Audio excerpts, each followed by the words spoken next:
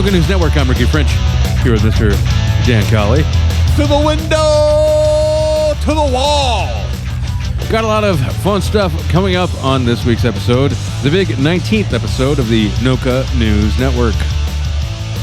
It's the news no one cares about. What's coming up in the first segment there, Dan? Well, this time the explosions were not in the bathroom.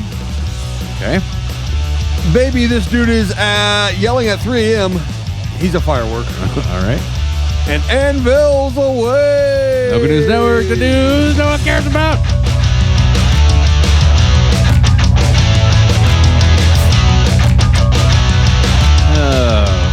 All right. So as of the release of this episode, it is the Tuesday after the Sunday that was the 4th of July.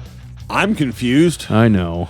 So will be everyone else. Okay, so this is the Saturday before the Sunday that's the 4th of July that happens to be the Sunday before the Tuesday that this is released after the 4th of July. Yeah, right, yeah. So currently we're recording this on the Saturday before the Sunday that is the 4th of July.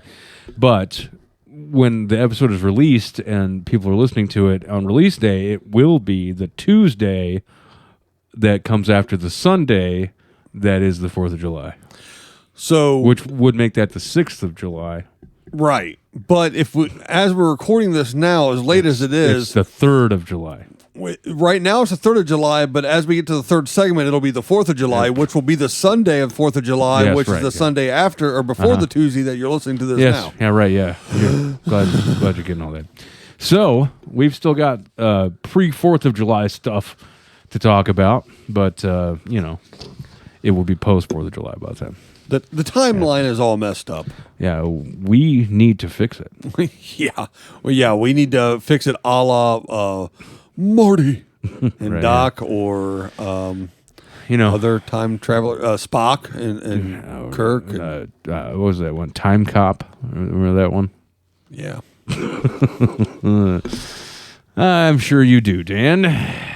Jean-Claude jumped up, didn't get tased in the nuts. Mm-hmm. I remember that part. All right, let's start off. Let's start off with some stuff that, as you're listening to this, happened on the 4th of July. Well, actually, technically, this happened before the 4th of July, but we're recording on the 3rd of July. Yeah. This first story is about something that will happen on the 4th of July, and now subsequently has happened. This episode's like Inception. I don't understand it. Well, actually, it's not like Inception. It won't win any awards. No, it's right. All right. Exactly. And just read the damn story. Leonardo DiCaprio is not interested. That's for sure. You sure he's not hiding behind that giant Roy Orbison cutout we have? No. By the way, the cardboard Roy Orbison is interested. He is interested. He doesn't look very interested, but I know he is. Right. As the studio has received upgrades, we're now in these faux patent leather brown Mad Men Don Draper looking chairs. That's true. And we have some new wall adornments as well. Indeed we do. All right, so this story comes out of Norris, Tennessee. Over there in East Tennessee, somewhere near Oak Ridge, most likely. That's where the boys are from. The Oak Ridge boys, yes. Mm-hmm. All right. Every Independence Day, fireworks fill the sky in cities across the country. And in East Tennessee, 150-pound anvils will be shot up with them. Well, that doesn't sound like a very smart idea. Sounds dangerous. The annual anvil shoot has kicked off, this year. See, now you're confused. Yeah, I know. At the Museum of Appalachia, or Appalachia, as I say in my Appalachian dialect.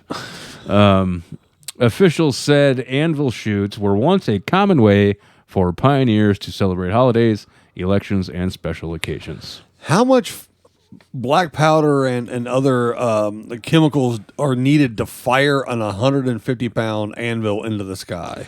I actually watched a video on this earlier, and it was less than you would think. When the gunpowder ignites, the anvil soars into the air. The earth literally shakes, says Elaine Meyer, president of the Museum of Appalachia.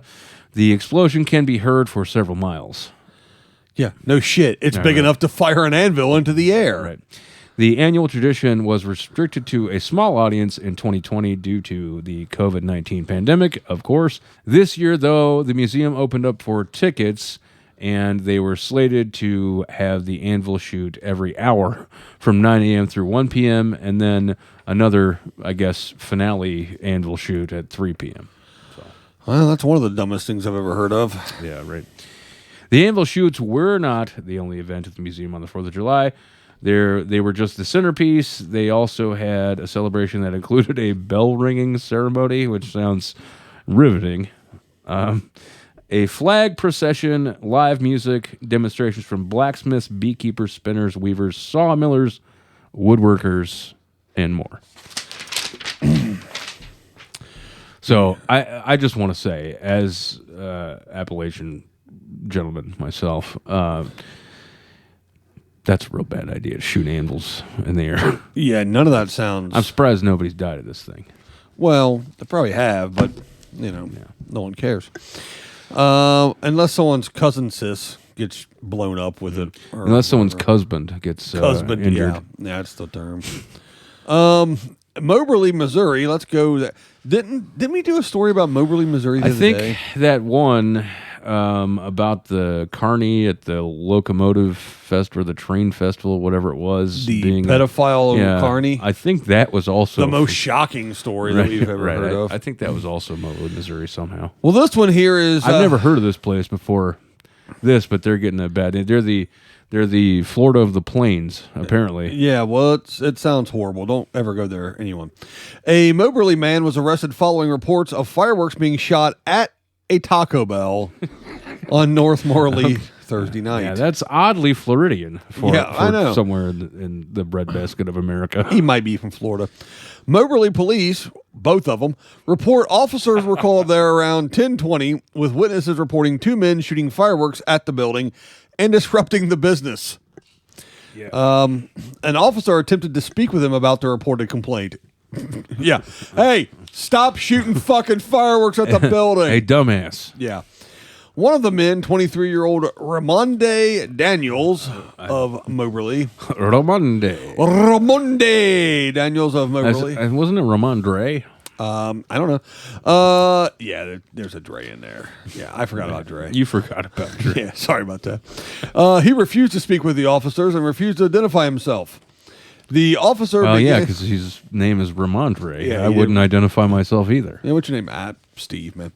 The officer began to detain him, at which time he became combative and attempted to resist and pull away from the officer. Mm-hmm. The officer gained control and placed him on the ground. That sounds like a real nice way of saying he got thrown on the fucking pavement. Yeah, he face first to that bad boy. Daniels was found to have an active warrant for his arrest through Adair County. No, that was intelligent. Yeah. So what I'm taking from that story is A, don't ever go to Moberly. Mm-hmm. B, don't forget about Dre. Shit. And C, don't go doing things that will attract the attention of local law enforcement if you have an active warrant. Yeah, that's generally a smart idea. Or if your name ends in Dre. Speaking of being up on the floor. Appalachian, we know a thing or two about having active warrants and what you should and shouldn't do. But I do not have any active warrants. I don't either. I'm just saying anymore that we know about them. No, well, actually, if you don't know about them, that's even worse. No, yeah, that's true. Yeah. All right. This is a Florida story for you. Okay. And a little early for the Florida Man segment. This is a preemptive strike. Yeah. Yes. It's a prequel. Right. Yeah. So this is I love this story so much. There's some audio associated with it that's fantastic. In fact, my friend Liz scooped us on this. She posted this story on Facebook yesterday. Thank you, Liz, for showing how inadequate we are as a news agency. We've been trying to tell people that for months. Well, weeks, months, couple months. Yes. Okay. So a man apparently protesting fireworks was caught screaming and pretending to be a firework on a Florida security system in the early morning hours. This is out of Cape Coral, Florida. The residents of a Cape Coral neighborhood got an early July 4th show when the unidentified man appeared to start screaming just before 3 a.m. last Friday. As you do. Quote, boom, boom, boom, firecracker, the man yelled in the dark. Wasn't that a Black Eyed Peas song? Yeah, I think it might have been. Sarah Warnicki's security camera captured the screaming, and she went outside to yell back at him to tell him to shut up. Oh, excellent. I'm sure that didn't escalate the situation any. Yeah, she says, the dogs were barking, and we went outside. This guy is screaming, I mean, so loud. So loud. Oh, my God. He seemed to be upset that people were celebrating early, she said. Despite Warnicki's objection, the man continued screaming, calling fireworks, quote, annoying, and angrily yelling to quit using them in the middle of the night. Let's hear this audio from Ms. Warnicki's security camera. Firecracker! Firecracker! Boom! Boom, boom, boom! Firecracker! Firecracker! Pop, pop, pop, pop, pop, pop, pop! Boom! Firecracker! Shut up! Bottle rocket! That's you know what? He's right though. Fireworks being fired off for 3 weeks before and 6 weeks after at all hours of the night is absolutely annoying. Well, you know, last year it was worse because not only did nobody have to get up to go to fucking work in the morning. Yeah, I did still. Yeah, I know, but yeah, you know, the caliber of individuals who were setting off fireworks in the middle of the night, they didn't. And then also, not only that, but there was a lot of free money floating around to spend on essentials like fireworks. Yeah, exactly. I like how not only, in case you didn't understand the sound effects that his Foley work that he was doing, he was also telling you. He's just yelling. I'm a Roman candle. Whoosh, swoosh, swoosh. Yes. Smoke bomb. Yeah, exactly. Yeah, I like that. Yeah. Sparkler. Right. You know that guy. Snake. That was just disappointing. Is what it is. M80. Big boom. I'm not even going to try to do that one. Yeah. So yeah, I enjoyed that one. You know. All right, Ricky. So let's preface this. This is the most metal story that we have ever done on Metal News. Okay. We've had some feedback on Metal News, and I want to make sure that we're giving you what you want. This is the most metal of all Metal News stories. Ricky, are you ready?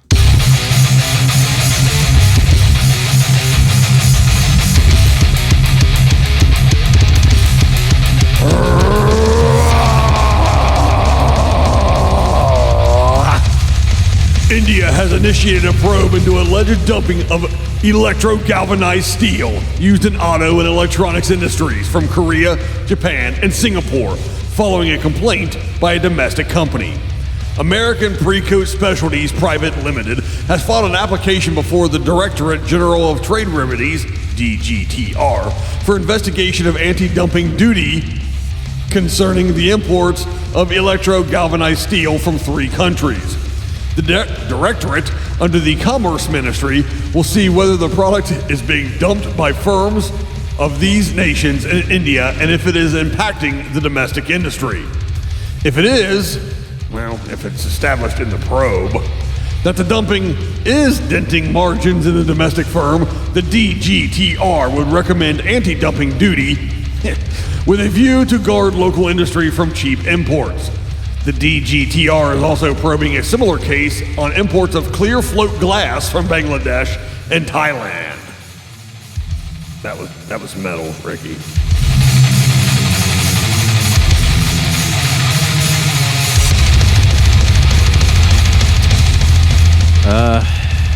You really weren't kidding there, Dan. That really was the most metal news. I know. Well, I wanted to make sure it was metal. I mean, not often. Most of the time, the metal news is about animal attacks and such. So I wanted to make sure that this one was metal AF. Well, mission accomplished, sir. Thank you. Mission accomplished. We have succeeded. That's my George Bush impression. Well, that was pretty decent too. You're on a roll tonight. Let's wrap up this first segment tonight with one more 4th of July related story. All right. I suppose. A participant in a 4th of July parade in Rockwall, Texas, was taken into custody Saturday after refusing to cooperate with officials and trying to evade arrest by driving a tractor, police said. Was it Kenny Chesney? No, it was 61-year-old Lori Bostic. However, I would not be surprised if it was Kenny Chesney. She was probably listening to Kenny Chesney in the process. That I would be willing to bet money on. Well, you know, or Toby Keith ramping up for the holiday. She may have been listening to that dumbass Toby Keith song. Can you be more specific, please? Well, no, actually, no. I mean, I could, but it pretty much applies to all of them. Yeah, pretty much. Well, the post 9/11 one, something about boots and asses. Oh, and that's so right. on. Yeah. The one that he made to show the whole world that we are a country to be respected by stating something akin to putting a boot up their ass. Yeah, being a bunch of morons. Yeah, Yep. The official explanation was that they hated our way of life, and then yeah. And while I don't believe that's true, if it were, Toby Keith's song would not have helped that at all. No, I just think that this country overall is probably misunderstood by a lot of the foreign powers. I mean, a lot of foreign people that I know think that our breakfast starts off with a pistol or a shotgun, 12 eggs, and a bottle of whiskey. When in reality, I don't have a shotgun or a pistol at the house that I like to start my breakfast off with. But let's go ahead and emphasize the stereotype by telling people we're going to put a boot up their ass. Yeah, right. So anyway, this lady she evaded police on a tractor. 61-year-old Lori Bostic was causing a disturbance around 11:30 a.m. at a staging area for the city's 4th of July celebration. Officials decided not to allow her on the parade route. So I guess she showed up unannounced and on her tractor and was like, I'm going to be in the parade. And they went, no, you're not. Right. According to police, Bostic ignored parade officials and officers and tried to join the parade on her tractor. Police said she was operating it in a, quote, dangerous way, which... that probably means drunk. Just FYI. Some type of inebriated, yes. Which led to officers trying to stop her near Townsend Drive and Justin Road. She refused to stop and tried to evade officers on the tractor, police said. Which is probably not going to go well. Nothing outruns a deer, so I mean... good one, Dan. Thank you, sir. She was eventually forced off the road and into a fence, disabling a tractor. That's a hell of a fence to disable a tractor. Yeah, I know. She was arrested and booked into Rockwall County Jail for evading arrest, interference with a processional, which is a new crime on the show, I think. I don't think we've done that one yet. Disorderly conduct and criminal mischief. Ah, yes, the good old criminal mischief. One of my faves. I may or may not have been charged with that at one time in my life. No. So, Ricky, the second segment coming up is not going to be as much 4th of July themed. Okay. We're going to start off talking... Well, that's good because it's over with. Yeah. Oh, man, don't confuse me again.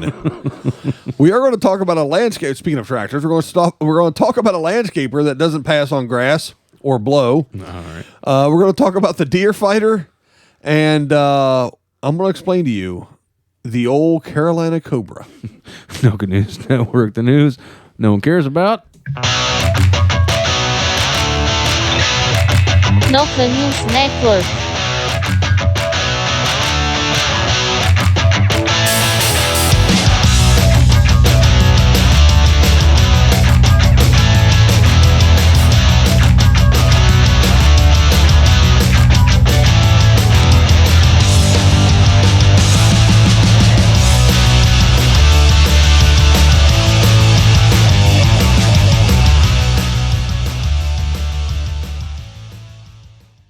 All right, Dan, I went out to the store today because I knew, of course, you were coming over and we were going to record. Yeah, I need snacks, man. Right. And Yeah. I got some snacks. However, the unfortunate thing was none of those snacks keep you pacified and happy, as well as Grandma Beth's good-ass popcorn, which I didn't have on hand. That's true, because the popcorn is good ass. And I distinctly told you that I wanted some of that cinnamon roll popcorn.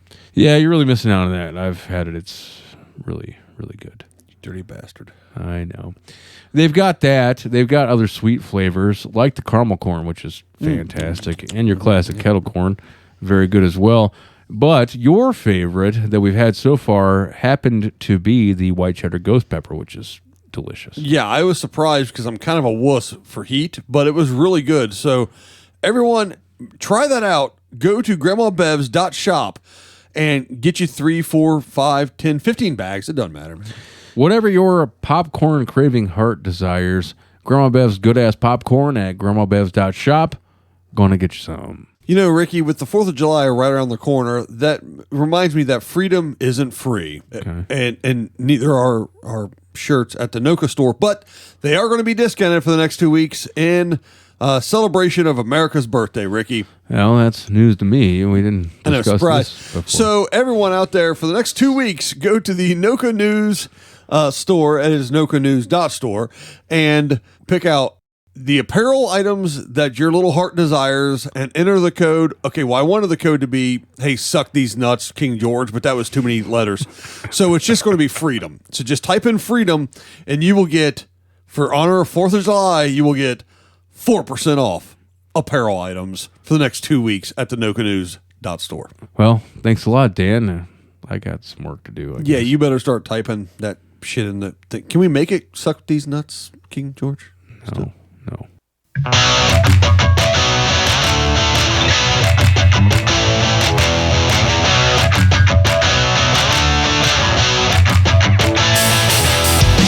Welcome back. It's the Noka News Network, the news no one cares about. I'm Ricky French with Dan Colley. Yeah, I still feel real bad about forgetting Dre and all. Well, you should.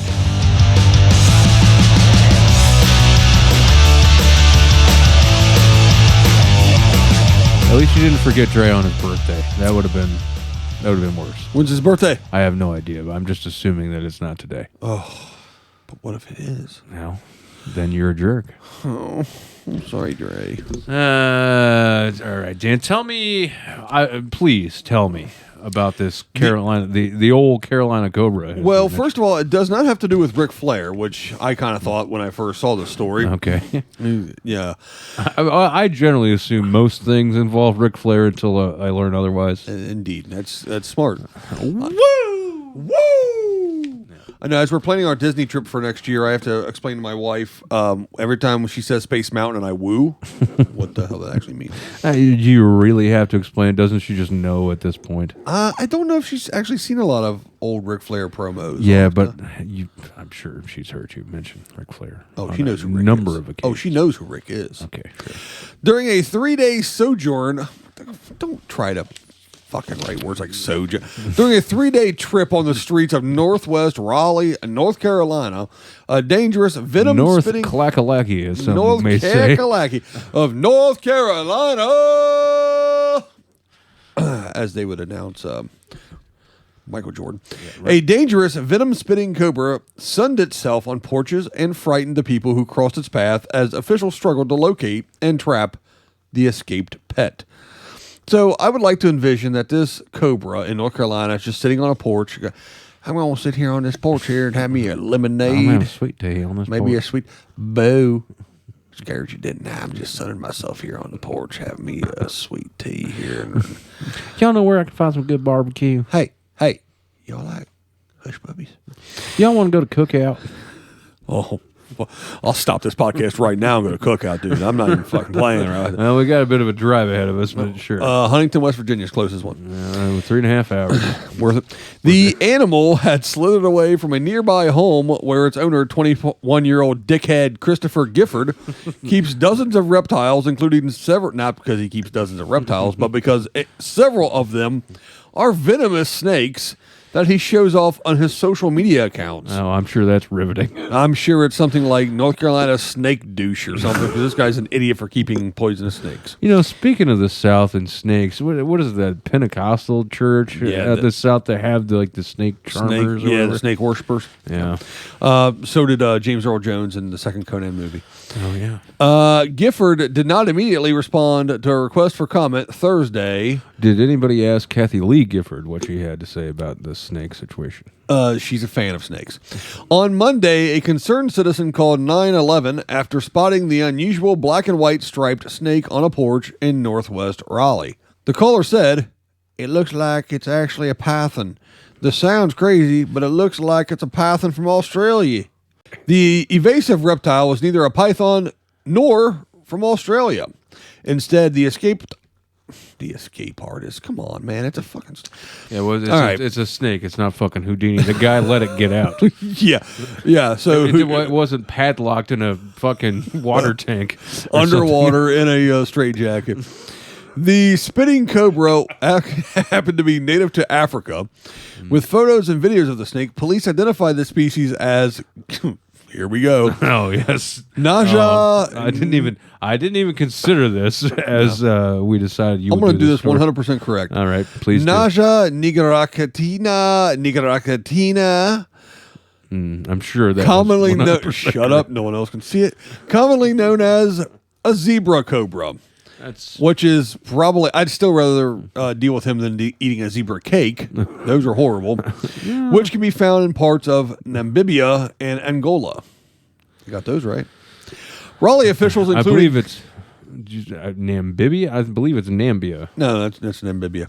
Raleigh officials, including members of the police department, animal control, and I believe Ric Flair, launched into a search for the snake, warning the public that it is still on the loose and could spit and bite if cornered.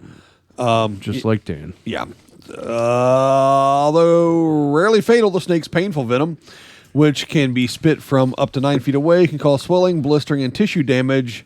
According to the African Snakebite Institute. The African Snakebite Institute? I didn't name it. It's a little bit frightening that institute has to exist, I guess. But they do have some pretty scary snakes. Well, I think based on what the venom can do, it said can cause swelling, blistering, and tissue damage. I'm assuming that the African Snakebite Institute is close to the Axe Body Spray Institute because that's what that shit can do to you too. Also, the snakes are pretty repulsive to women, which is another quality it shares Exactly. with The snake was Axe like, Body Spray. hey, brah. So, for none of the shirts have sleeves on them. They wear their hats on backwards. For 3 days, the snake wound its way around. I'm not even talking about this anymore. They found the snake. They caught it. Everything was fine. Okay, good. I'm glad that ended well. And it was in North Carolina. There we go. All right. Well, I got another animal story for you, Dan. Okay, thank you, Ricky. We're going to move out of the South into the upper Midwest here. Is the Upper West Side? This is out of my favorite Wisconsin town. I mean, I don't know. Oshkosh? The only Wisconsin town I ever spent any time in is Madison, but I've been told by Wisconsins that's not Wisconsin. No, I would say maybe Oshkosh or Green Bay. Yeah, right. Or wherever Red Foreman's from. Well, this is from Baraboo, Wisconsin. Sure, okay. A Baraboo Walmart employee was able to tackle a deer that got into the store this week. You can just stop. That's the story. Yeah, that's We don't need to know anything. really all you need. That was it. Wisconsin deer got in, Walmart employee tag. You don't need to know anymore. Did he tell the deer that he's an asshat? I believe. Well, Like Red Foreman would've? employee was a woman, and I don't know what she said to the deer, but I do know that she took the deer down. Nothing. Never mind. Wisconsin, bigot woman, tackle deer. Now I'm good. All right, go ahead. Let's cue up the Florida Man music before I get myself in trouble with a bunch of Wisconsin females. I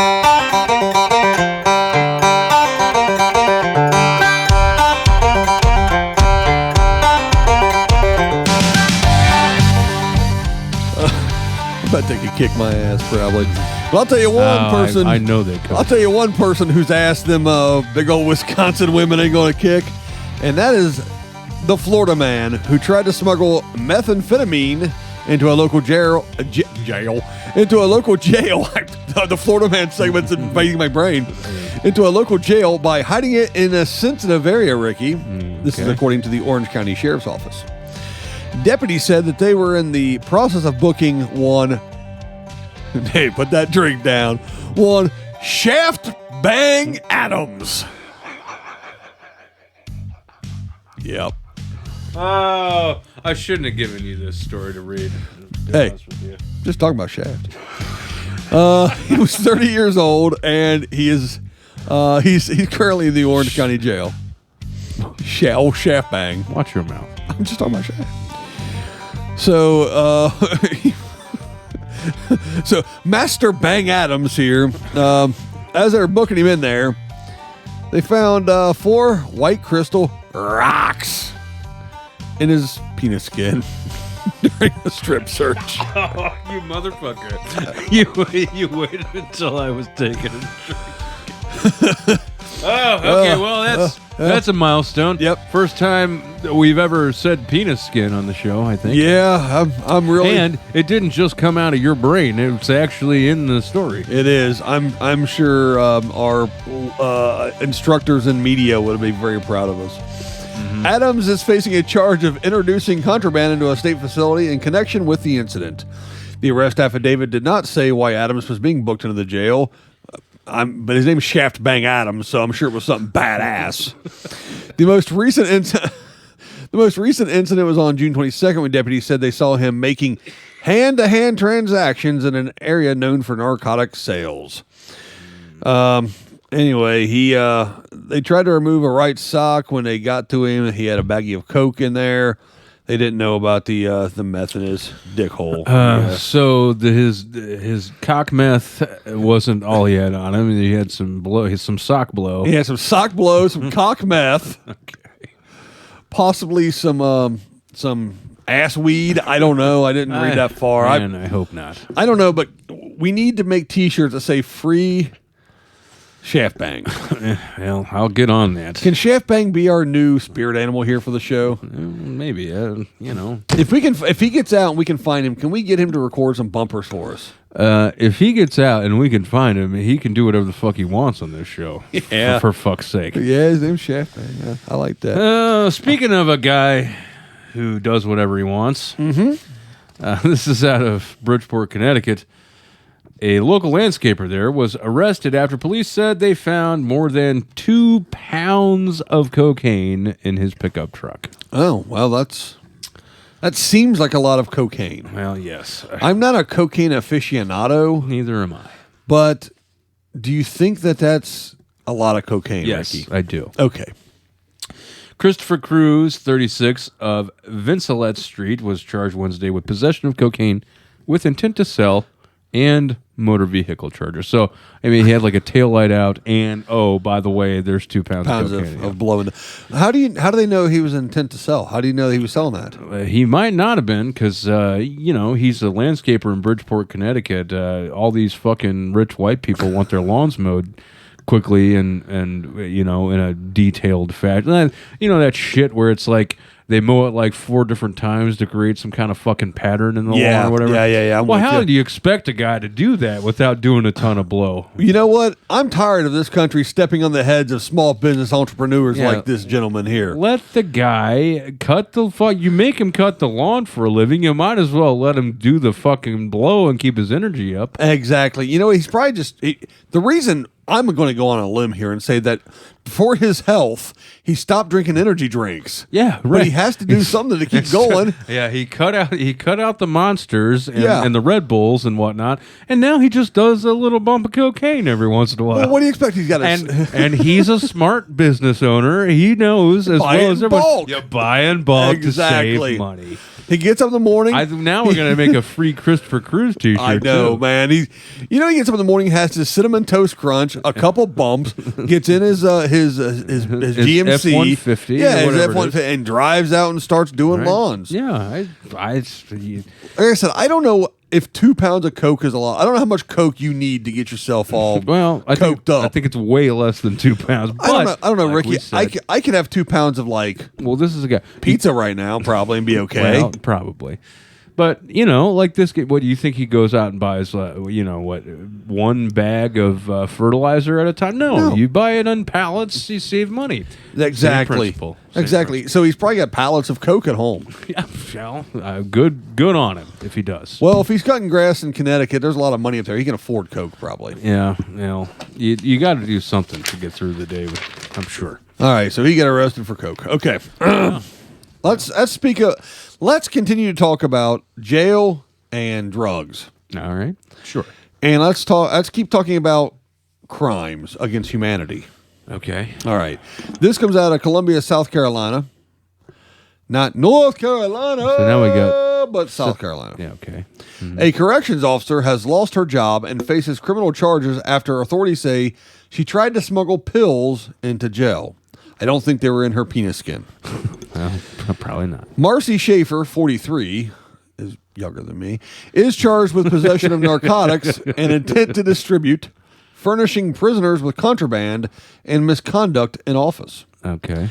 The Department of Corrections said that Schaefer tried to smuggle pills in the Camille Graham Correctional Institute inside. I hope this bitch gets forever in prison because she had Rice Krispie treats. What's the problem with Rice Krispie? They are a front to God in all of his works. Front to God. Marshmallow I'm not gross. I'm not the biggest fan myself, but a front to God. Marshmallows are fucking gross. I'm not a big marshmallow fan either, to be honest with you. An arrest warrant states that the pills contained dextro. I'm really enjoying this. By the way. They were drugs. The drug is commonly used to treat ADHD and is listed as a Schedule II controlled substance. I do know that it was some sort of methamphetamine. I do know that. A dextroamphetamine, 30 milligrams. Oh, yeah, okay. Exactly. Officials said 4 pills were stuck into a treat, which she had taken out of its original packaging, put into a plastic bag. Schaefer had 2 other pills in her possession and a prescription bottle with her name on it. Arrest warrants state. She was fired after she was arrested, by the way. Well, yeah, that Obviously makes a lot of sense. Kind of saw that coming. I hope she spends forever in prison for fucking with Rice Krispie treats. What kind of a... You want a Rice Krispie treat? Do I look like I'm a 6-year-old asshole? No. No, you look like you're a 40-some-odd-year-old asshole. 45-year-old asshole. Well, okay, so the only situation where I think marshmallows are acceptable is Lucky Charms. That's the only situation. Those dehydrated marshmallows are not marshmallows. Okay. Well, I'm glad we're on the same page. Yeah. All right, Dan. What's coming up in the last segment of this fucking train wreck we call a podcast? Well, Ricky, we're going to be talking about a different kind of desk job. We're going to be talking about a Scottish duck kicker and a satellite deep dish. No Good News Network, the news no one cares about. Local News Network.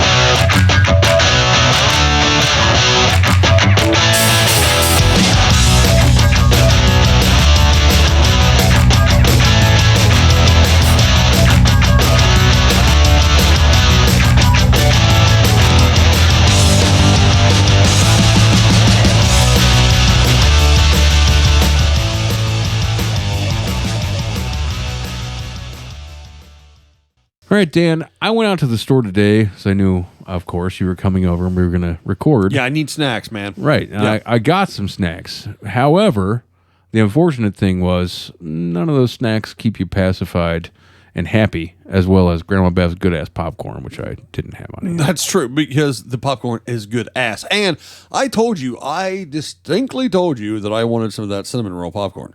Yeah, you're really missing out on that. I've had it. It's really, really good. Dirty bastard. I know. They've got that. They've got other sweet flavors, like the caramel corn, which is fantastic, and your classic kettle corn, very good as well. But your favorite that we've had so far happened to be the white cheddar ghost pepper, which is delicious. Yeah, I was surprised because I'm kind of a wuss for heat, but it was really good. So everyone, try that out. Go to grandmabevs.shop and get you 3, 4, 5, 10, 15 bags. It doesn't matter, man. Whatever your popcorn craving heart desires, Grandma Bev's good-ass popcorn at grandmabevs.shop. Gonna get you some. You know, Ricky, with the 4th of July right around the corner, that reminds me that freedom isn't free. Okay. And neither are our shirts at the Noka store, but they are going to be discounted for the next 2 weeks in celebration of America's birthday, Ricky. Well, that's news to me. We didn't I know, discuss surprise. this before. So everyone out there, for the next 2 weeks, go to the Noka News store. It is nokanews.store and pick out the apparel items that your little heart desires and enter the code. Okay, well, I wanted the code to be, hey, suck these nuts, King George, but that was too many letters. So it's just going to be freedom. So just type in freedom and you will get, for honor of 4th of July, you will get 4% off apparel items for the next 2 weeks at the nokanews.store. Well, thanks a lot, Dan.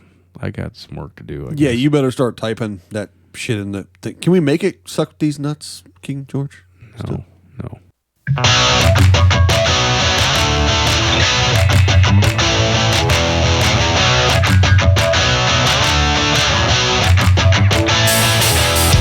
Welcome back.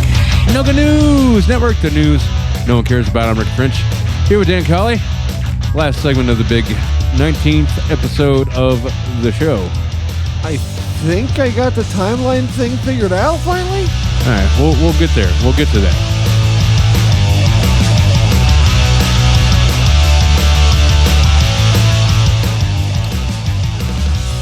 Isn't there something to do now with like a sports almanac and getting damned hands off people and pine trees and something? Yeah, there's one pine and there's two pines and some Lebanese terrorists or something. I don't know. I'm confused now. Yeah, well, at least that's not different. That has not been messed up in the space-time continuum. Do you have a giant casino pleasure palace in this time frame? No, I don't have a casino pleasure palace. Okay, well, just go ahead and do the next story then, butthead. All right, yeah, and also FYI, there's not going to be anything involving like making a time machine out of a train or the Old West or anything either, because that's clearly a mistake. No, yeah, that wasn't very good. Although I did find out that Frisbee made pie pans at one time. Oh yeah. All right. And ZZ Top always had beards. Yeah, I know. And they had long beards still. Yes, I know they did, except for Frank Beard. Yeah, He except never for had a the- beard. I know. Fucking dick. All right. Well, I've got a big time Canadian heist story for Oh, you. Dan. do you now there, eh? I kind of like the way that whoever this was chose to write this. It was 9:40 p.m. on May 16th when 8 men confronted Elver eel fisherman Freddie McVicker and Sean Larond while the pair checked their nets off McDonald's Drive in Blind Bay, near Bayside, about 20 kilometers from Halifax. So not that Bayside. Oh, Not the home of the Tigers. Tigers. Not the employer of one Mr. Belding. When you started reading that, I thought it was going to be like, it was a dark and stormy night, and these eel fishermen came into It was mine.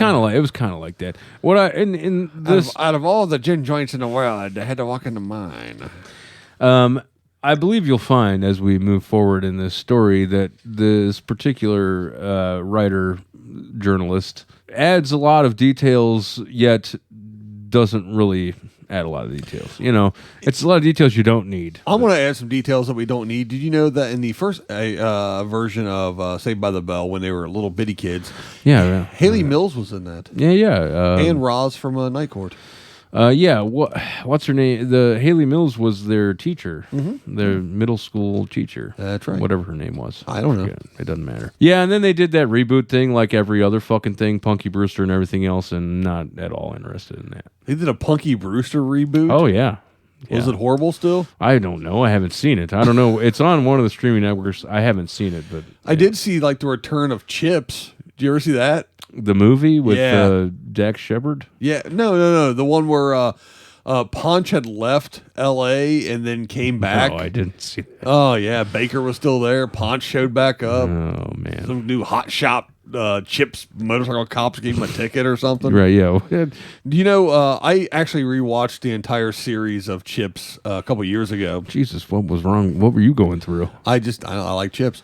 I like fish and chips and Well, there was a couple of things I discovered by watching it again. A, Ponch was a douche. He was always trying to get like the ladies, right? Of course he was. Yeah. So he was hanging That's out. Ponch for you. I know he was always like, "I'm Poncharillo. I'm going to get some tail," and Baker was always just sitting there going, "You're an idiot, right?" Well, at one time, Ponch had to crash with Baker.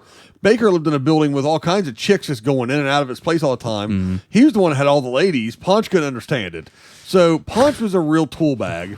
All right, Yeah. and B, the current bassist for Metallica had a guest spot on it as a little kid. Oh, I didn't know that. Yeah. Didn't know that. I didn't either. What do you know, right? Learn something new every day. I think we spent 4 minutes. Welcome to the Ricky and Dan 4 minutes? Look at the fucking clock, man. We haven't gotten to the first story, really. It's half of this fucking segment already. Welcome to None of this shit's going to make it to the show. It all needs to stay in the show. We're going to rebrand the show to Ricky and Dan's Chips Talk. Well, I think I probably need to rewatch it, too, if that's what we're going to do. Oh, Jesus. Welcome to Chips Talk. Today's episode, we're going to talk about chips. Welcome to Chip Talk, the podcast where me and Dan talk about chips. Today we're going to talk about why Which- John Baker always carried a stick and Punch never did. So, just so I'm clear, we're exclusively talking about the show chips and not other manner of chips. No, just the like TV show potato chips, wood chips. No, we're going to be talking about chips. Chocolate chips. None of that's gonna California Highway Patrol chips. Okay.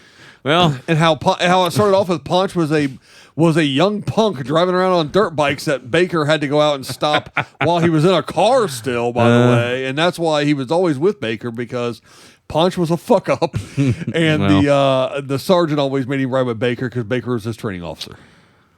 still sounds less useless than a lot of podcasts I run across. Oh shit! All right, Ricky, just I'll shut up now. Talk to you. What was your story about? Oh my God!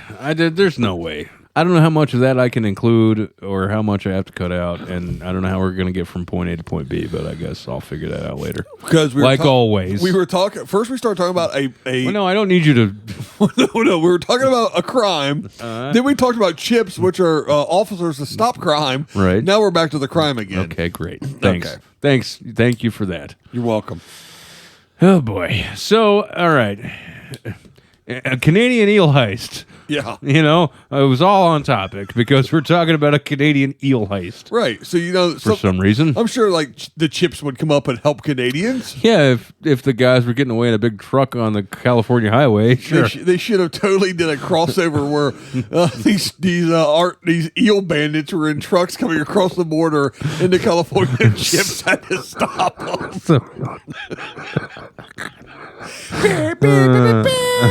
At this Love the point, music, too. I don't even know if any of the rest of the story is even necessary. I don't, what's it going to add? to anything? Yeah, let's just talk about chips for enough. Remember the one episode where they had the Chips mirror and it All right, blinded them? all right. Holy fuck, Dan, that was a tangent, if there ever was one. Oh my God. All right, so back to this Canadian eel heist. Okay. I guess. Let's Back on see. topic. The couple of eel fishermen got approached by a group of males armed with knives, a crowbar, rebar, and a hatchet.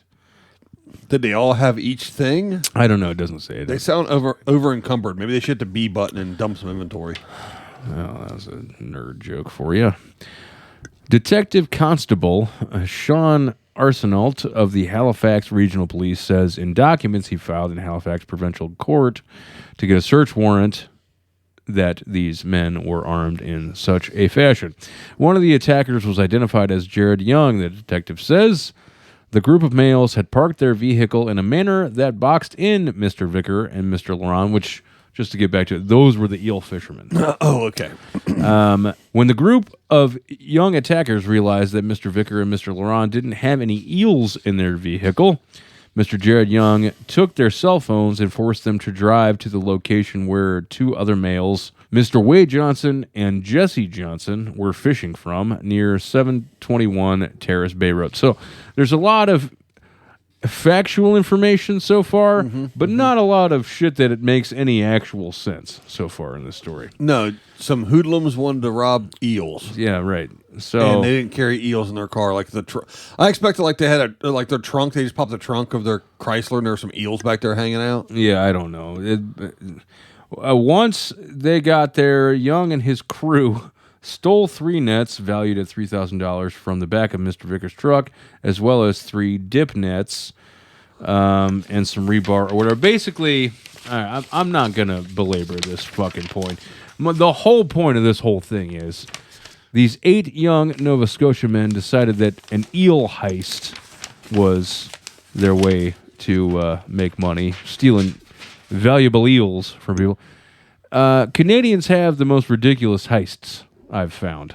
Yeah, they're pretty wild. Didn't they steal like pancakes or something once? Well, I believe what you're referring to is the Great Canadian Maple Syrup Heist of 2011 and 2012. Yeah, so this new one, they're trying to steal eels. You know, the 2010s, it was $18 million worth of maple syrup. Oh, geez. They would have had to call. They would have had to call Officer Grossman in to help him with that one. That a special episode. Oh man. Yeah. So anyway, there's some asshole. You know, Michael Dorn was in 60 episodes of Chips. Okay. Let's move the fuck. Please. Let's move on. I'm just saying. You just wasn't just Star Trek. I get it. Yeah, I get it. So this story has nothing to do with Chips. Okay. Good. This story takes place in Scotland. Scotland's forestry body is a wonderland and has called for more support in tackling antisocial behavior after staff were abused by aggressive campers who kicked ducks. Wait. Yeah. They kicked ducks? Yeah, they kicked ducks, they axed trees, and damaged the environment. Well, damage the environment is a pretty broad accusation, I guess. What problem did these guys have with ducks? Go on. Okay. Go on. Forestry and Land Scotland, FLS, made the appeal after police were called to deal with a small group of young men camping at Glenmore in the Cairngorms National Park over the weekend of June 26. Other campers witnessed a group kicking ducks, collecting dead wood from environmentally designated areas, using an axe on trees, and washing in a loch. Was using an axe or using some axe? Because, like we mentioned earlier, spray, axe body spray on trees. That is definitely abusing the environment or whatever that thing is. And washing in a loch, which is also designated for environmental protection. Complaints were also made about noise and litter from the men. Staff spoke to the group, but were met with abuse. The FLS said police Scotland officers spoke to the men, but the group put on a show of good behavior and then simply moved their campsite. Laura McNally, FLS's area visitor services manager, said, "Situations such as this can be very intimidating for our staff, and I have to commend our Glenmore team for dealing with this so professionally over the course of 3 days." Says that they engaged with a group of young men on Saturday to explain why they had to move their camp, clarify behaviors, and it was met on deaf ears. I'm trying to see exactly what it goes on and goes on and goes on. They mentioned duck kicking like it's some kind of like activity, like they're going like cow tipping. Essentially, they were kicking ducks and hitting trees with axes. They were just being jack-offs. Well, what do they have against ducks anyway? I don't know. I like ducks. I mean, they're not geese. Geese are sons of bitches. Yes, geese. Well, yeah. Ducks are cool. Maybe their problem was they wanted to get up on Liam Thompson, and they never got to, but Howard the Duck did. Oh, so they're jealous of ducks in general. I think that they have some kind of pent-up, misguided sexual frustration based on the fact that Howard the Duck got Marty McFly's mom. Well, give her a good ducking. Well, there's two sides to that coin because Howard the Duck did accomplish those things, but also, along with Jar Jar Binks, was responsible for ruining part of George Lucas's legacy. So I would like to also blame the Mr. Rooney from Ferris Bueller. Oh, yeah, I blame that fucking pederast for everything. That guy's a creepy shit. Piece of shit. Piece of shit, Carter. You got to save Ferris. You know what I'm saying? That's right.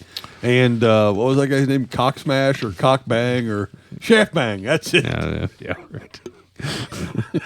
Your brain works in really interesting ways. That's Pretty what I much. do. Oh, well, Ricky, I don't know if my brain is normal. It's probably paranormal. It's paranormal news, How could you tell? Was it the smooth-ass transition and it may have been. or this smooth-ass music? A mom has gone viral on social media after she decided to record her daughter's quote-unquote cute laughter and fun while playing by herself, but things soon took a rather dark turn. Oh, It's no secret that children often say the funniest things. They can't help themselves, and usually, they just don't know any better, of yeah, course. that's my problem. Yes, that's true. But sometimes they also say the creepiest things. Yeah, that's my problem, Yeah, too. yeah, it is. We've seen before how one child claimed to be friends with the devil, Ooh. and Was she running with him? I don't know. And while another girl terrified her mom after telling a story about a woman she knew from a past life who went to prison. Yeah, she probably deserved it. But a similar thing happened to one mom recently, and she shared the bizarre experience in a video on TikTok. The parent, known only as Jess, overheard her daughter having a good laugh while in the bathroom. She says she thought it was the cutest thing, so she decided to start filming. However, while recording, the laughter suddenly stops and the whole mood shifts. I don't like this. You're about to like it even less. A door can be heard slamming, and then her little girl spookily proclaims this.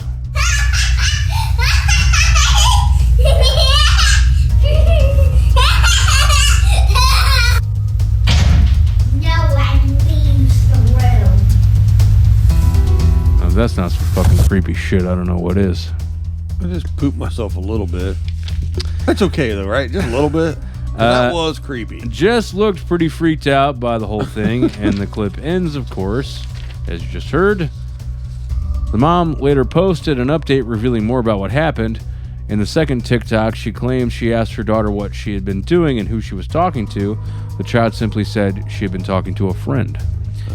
Jess added, I know she's talked about having imaginary friends before, but she won't tell me about them. More than 2 million people have watched the first video, with it garnering over 304,000 likes. Thousands also took to comment on the clip. How many dislikes? Because I don't like that shit. Yeah, I don't like it either. With many people thinking the family's house was haunted and her daughter was talking to a ghost. One wrote, "Move out of the house now." And another person said, "Yeah, you definitely have some spirits because kids can see them." I mean, I don't know how they would know, but I don't know, but at least she wasn't talking to the television. yeah, that's true. Did you ever have any experience with kids saying or doing weird stuff Yeah. like that? As a matter of fact, yes. We, my daughter, I don't know if she remembers now, but she was younger at the time. I think she was like 2. I think the situation happened when she was 2. But later on, when she was a little older, like 3 or 4, we were at my dad's house, and there was a picture of my grandfather on the wall when he was younger. Mm-hmm. And I was just carrying her through the house or whatever, and we stopped and we were looking at pictures, and she goes, I go, that's your papaw, and or your great, papaw, my papaw, whatever. And she goes, oh yeah, he sings to me at night and talks to me. And I was like, oh yeah. And she's like, yeah. He he takes care of me. And I was like, okay, cool. Great. Yeah. So, yeah. I mean, even though if that's the case, it's kind of puts you, makes you happy knowing that my grandfather helped raise me quite a bit, and to know that he was looking in on my daughter and stuff is awesome. It's still creepy as hell. In the back of your head, though, it's still a creepy situation. But no, there's been situations like that, or that's happened. All right, Dan. Well, let's move from that horrifying story to something else that's equally horrifying. Yeah, in a different way, I guess. Yeah, this is pretty fucked up. Mount Union, Pennsylvania. This comes out of Mount Union, Pennsylvania. Okay, great. State police say that a Mount Union man is behind bars after trying to use a large metal desk as a deadly weapon in a fight. Wait. pump the brakes on that real quick. Okay. Yeah. Using a large metal desk as a weapon? Yeah. Buckle in. Okay. According to a criminal complaint, 32-year-old Hector Ortiz Jr. is Is this facing some sort of heavyweight boxer? yeah, I think so. right. He might be. He's facing felony charges related to aggravated assault. Troopers say that they were called in the early morning hours of June 20 to 1400 block of 2nd Street in Mount Union. Once on scene, troopers say they found a bloodied and severely injured man in the back of an ambulance. Okay. The man told troopers... The police found him in the back of an ambulance. You mean the ambulance showed up before the cops did? That's what you're like. trying to get at. Well, I'm just reading this copy. Well, Man. no, I know. It sounds like the ambulance crew had arrived earlier.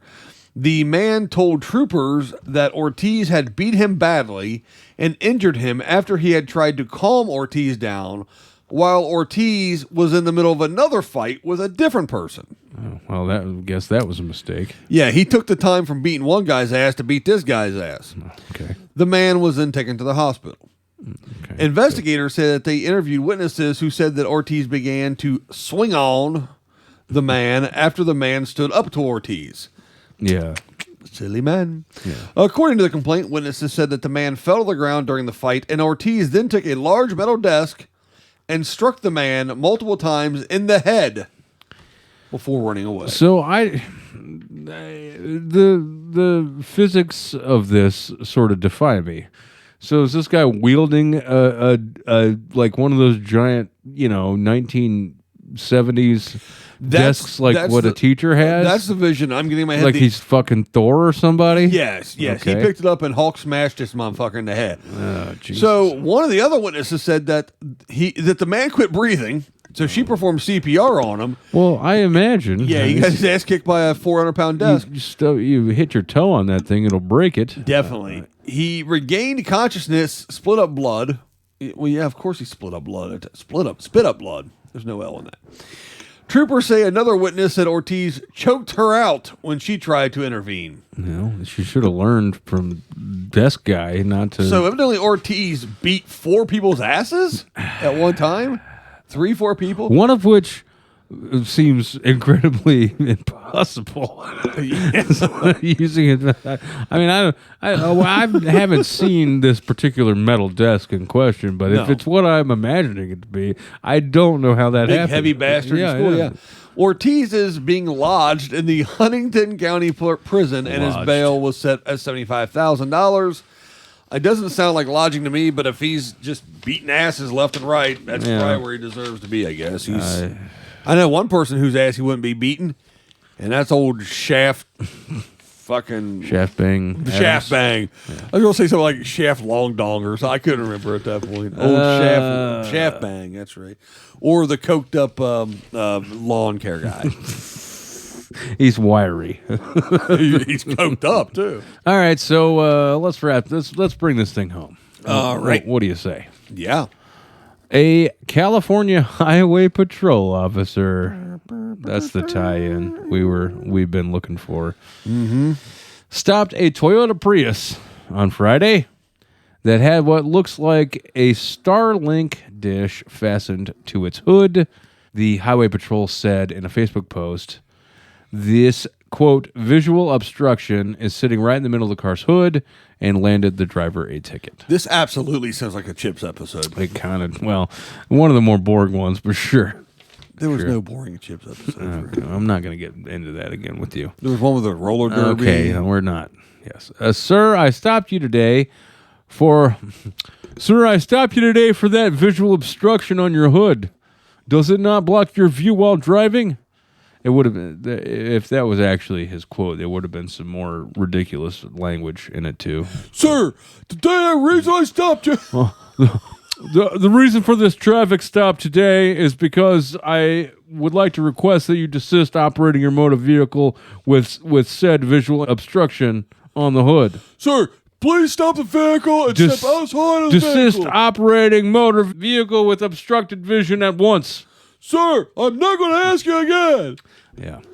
I will deploy the taser, sir.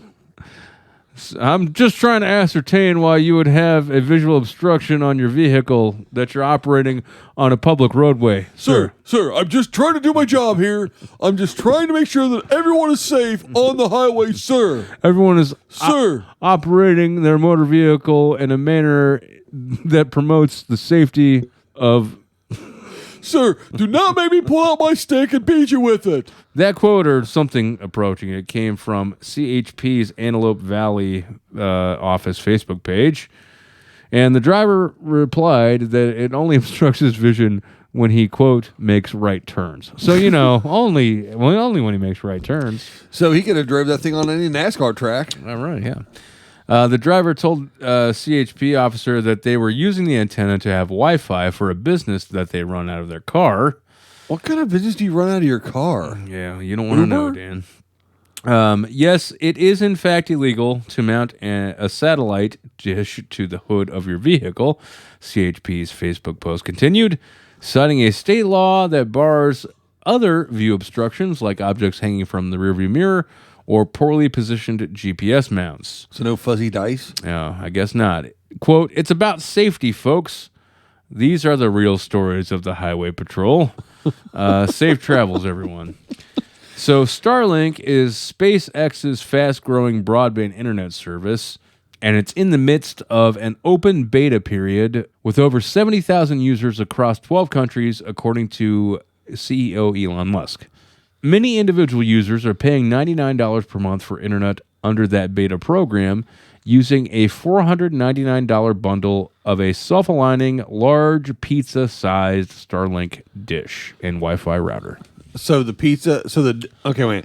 Is the dish large like a pizza, or is it the size of a large pizza? Well, it doesn't really specify. So like a 16-inch large Sicilian? or Is like it, a 14. is it or a deep 16. dish?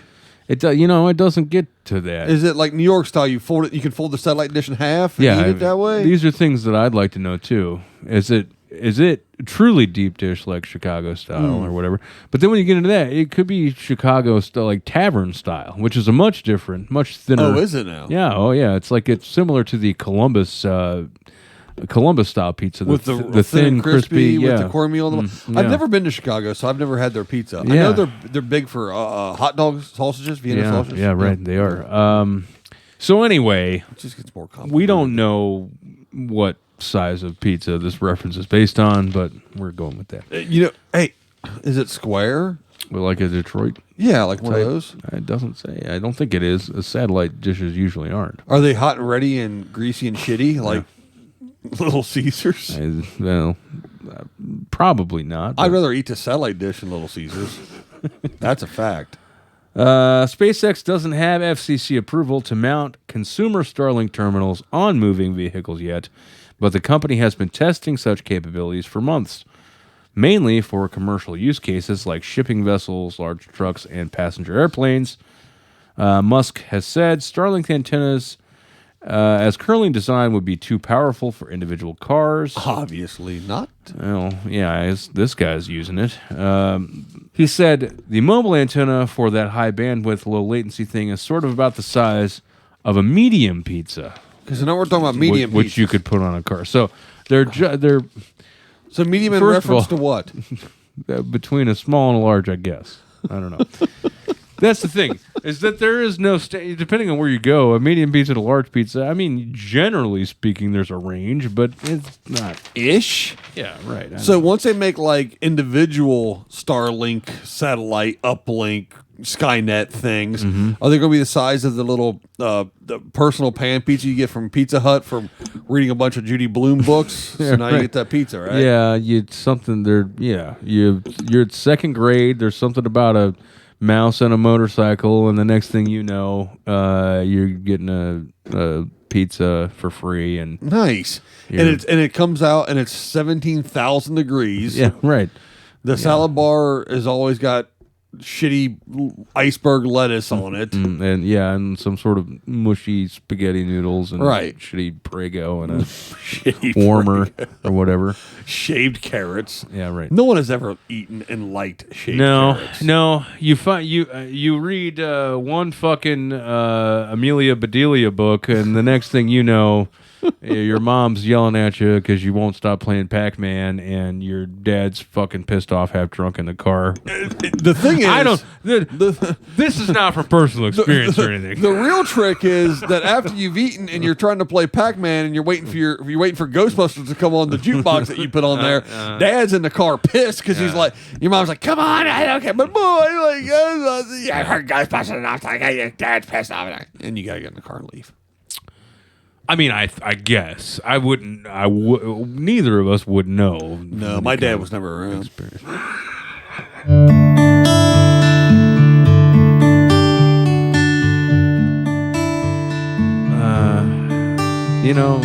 Thanks for bringing some joy and comfort into our lives and easing the hurt of people that have disappointed us in the past, and continuing to join us on the show and sharing your love as you listen each and every week. He was around occasionally. I mean, holidays and stuff. Please, if you get the chance, check out nokanews.store for the Noka News gear. We went to Kings Island once. That was pretty cool. You can visit our Facebook page at facebook.com/Noka News Network, or follow us on Twitter for some reason at NewsNoka. He came to a football game once, but I got rained out, so he actually never saw me play out of all those years. If you'd like to send us an email, that's newsroom@nokanews.com. And please, by all means, call the Noka News Network hotline at 614-398-0770. Leave us a voicemail, and if it's funny, we might put it on the show. I hung out for a weekend with him once, but he had to work at the Waffle House, so I slept in the back of the van that night because he worked overnights. I listened to Thriller and got scared because I was a kid. But, he did come to my wedding. Actually, he was at both my weddings. Well, the one wasn't really a wedding. It was just at the courthouse. But he was at the other one. And Ricky and Bill had to stop him from pulling his penis skin out.